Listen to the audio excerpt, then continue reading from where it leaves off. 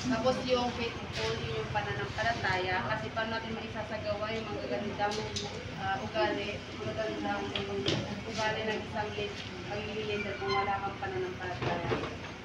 Pangalawa is yung trustworthy, kasi yung mapapagkatiwalaan ka.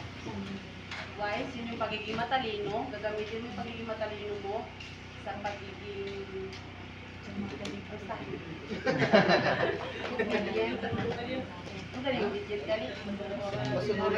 kailangan masunurin niya, hindi ka tatamas naman. Good listener. Kasi ang pagiging good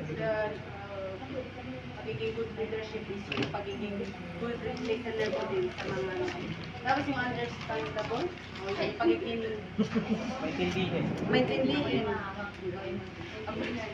Approachable, yan yung yung madali kang lapitan ng tao kung may problema sila. Wala kang pinipili.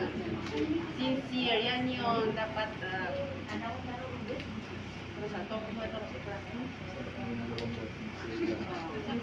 Pure, yung intention.